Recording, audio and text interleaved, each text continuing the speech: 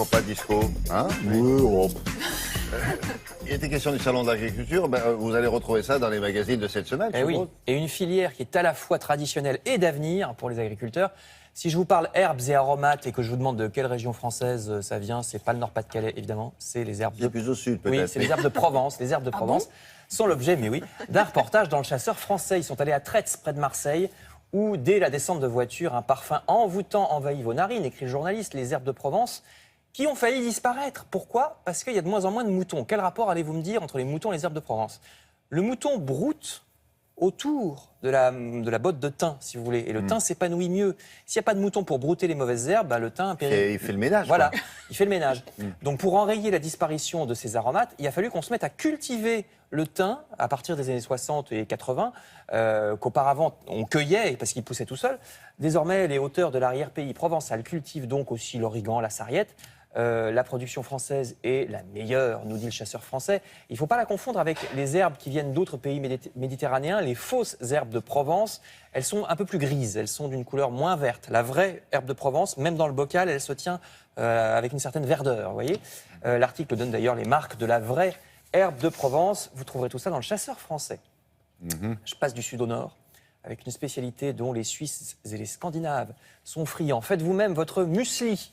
Dit le magazine Vital, le muesli du petit déjeuner sera healthy, parce qu'en ce moment on dit plus sain ou bonne santé, on dit healthy dans les magazines, c'est un peu étrange. Alors essayez ces mueslis à l'épeautre, au sarrasin, aux noix de pécan, au cranberry, c'est pareil en français on dit canneberge, mais dans les magazines c'est cranberry, aux graines de tournesol, aux myrtilles, aux pistaches. Il faut le fabriquer soi-même, mais c'est des graines à mélanger, c'est pas très compliqué. C'est bien meilleur que les mueslis du commerce, nous dit Vital. Vous voyez ici ce que les Anglais... Non, alors c'est juste après, on va voir ce que... Voilà, ce que les Anglais appellent du porridge.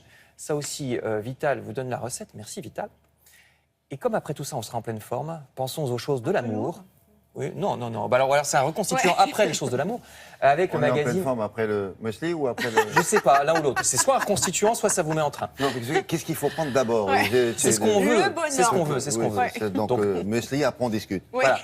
Avant ou après, lisez donc Historia, consacré Historia, regardez, aux histoires érotiques de l'Élysée. Ah, lesquelles?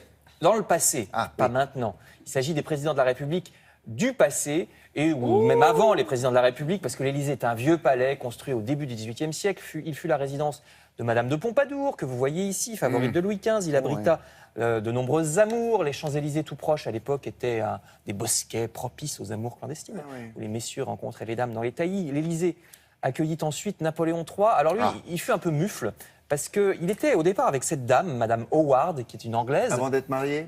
Avant d'être marié, avant même d'être empereur, vous voyez. Elle a un peu financé son ascension. Et puis quand il a été empereur, elle pensait, il va m'épouser. Bah tiens, Tintin, non.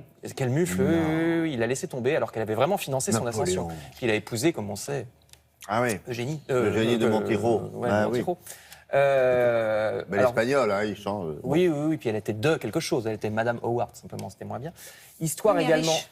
Oui, mais riche, il avait plus besoin à ce moment-là. Histoire également de Félix Faure, président de la République en 1899. Le pauvre, dont le cœur fragile n'a pas résisté aux prouesses d'une de ses bonnes amies, qui était, paraît-il, une grande championne de l'amour. Le cœur de Félix Faure donc n'a pas tenu en 1899.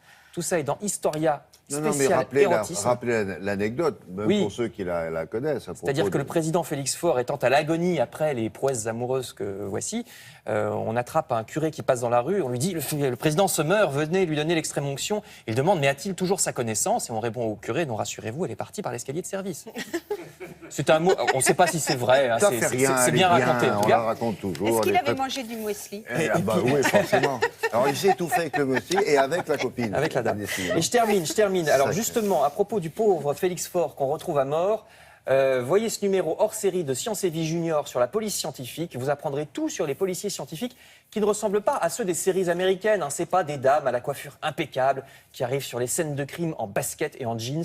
Non, ça se passe pas du tout comme ça. Donc on vous explique dans Science et Vie Junior. Voilà, vous voyez, on est habillé plutôt un peu plus... Elles ont des imperméables noirs et des talons aiguilles. Non, pas du tout. En fait, ils ont des charlottes en plastique blanc. Des combinaisons. Pour les prélèvements ADN, on vous explique aussi comment on détecte les traces de sang, le relevé des empreintes digitales, l'avenir aussi de la police scientifique, c'est tout. Tout ça est dans le hors-série de Science et Vie Junior sur la police scientifique. Merci beaucoup, Frédéric.